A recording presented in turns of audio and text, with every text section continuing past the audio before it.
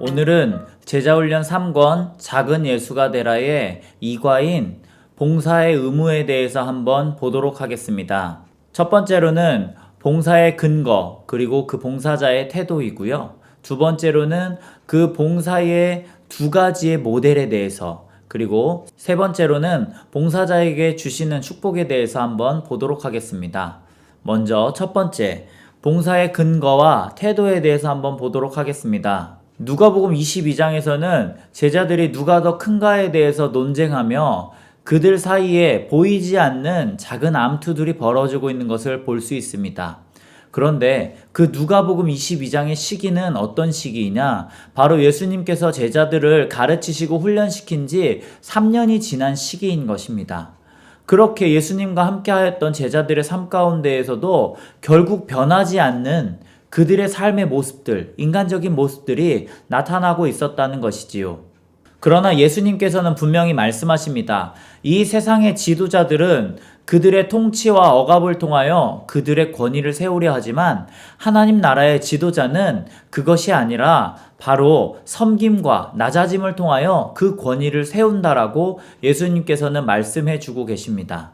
그래서 우리는 이 세상의 지도자들과는 다른 섬김의 지도자가 되어야 하며, 또한 예수님을 믿고 따르는 이로써 예수님께서 친히 모범으로 보여주셨던 그 봉사의 모습들을 우리 또한 따라서 살아가야 하는 것이며 본받고 배워야 한다는 것입니다. 그것이 바로 봉사의 근거이고요. 그렇다면 봉사자의 태도는 어떠해야 할까요? 베드로전서 4장에 보면 성도들에게 원망이 있음을 볼 수 있습니다. 그들에게 찾아오는 이방인들이나 그들이 섬겨야 될 사람들이 너무 많이 오고 그들이 감당할 수 없는 수준까지 오게 되니 이제 봉사를 하는 이들에게 감사가 없고 불평만 있게 되는 것입니다.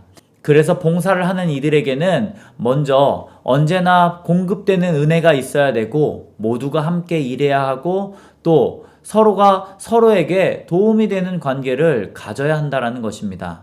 또한 봉사자 각각에게 주시는 하나님의 은사들이 있는데 그 은사대로 하나님 앞에 봉사해야 하는데 그 은사를 활용하지 못할 때에 이제 많은 불평들이 일어나게 됩니다. 그래서 우리는 우리에게 주어진 은사대로 하나님께서 우리들이 잘 할 수 있는 그 모습대로 봉사해야 하며 또 선한 청지기 같이 우리가 주님의 일을 잘 감당해야 한다라는 것입니다. 그런 면에서 우리는 우리들의 힘이 아닌 하나님이 공급하시는 힘으로 하나님의 일을 감당해야 하며 우리들의 삶의 모든 모습들을 통하여 하나님께만 영광 돌릴 수 있는 그 봉사의 모습이 되어야 하고 바로 그것이 봉사자의 태도인 것입니다. 두 번째, 성경에 나오는 두 가지 봉사자의 모습을 한번 비교해 볼까 합니다.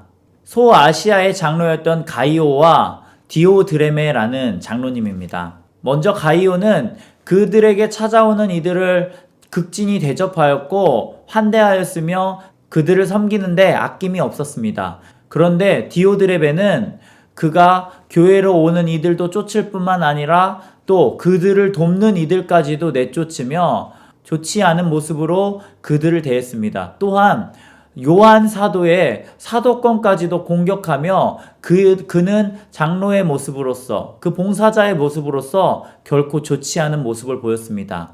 이 가이오와 디오드레베의 모습을 보면서 과연 나는 어떤 이의 모습과 같은가 한번 스스로 생각해 보아야 하며 우리는 가이오와 같이 다른 이들을 섬기고 또 낮아지고 우리가 하나 되기 위해서 노력하는 그 봉사자가 되어야 할 것입니다. 하나님께서는 이렇게 봉사하는 이들에게 마지막으로 축복을 허락해 주십니다. 먼저 하나님이 주시는 축복은 나를 낮추는 자는 하나님께서 높여주신다는 것입니다. 두 번째, 작은 자에게 한 것은 반드시 하나님께서 상급으로 갚아주신다는 것이고요. 세 번째, 다른 이들에게 베푼 것은 반드시 하나님이 다시 채워주신다는 겁니다. 사실 다른 이들에게 베푼다는 것, 나의 물질도 나의 시간도 모든 것이 다 소진되게 되는 것입니다. 하지만 분명한 것은 후히 주시고 누르며 흔들어 넘치도록 채워주시는 하나님께서 우리의 부족한 부분을 다시 한번 채워주신다는 겁니다.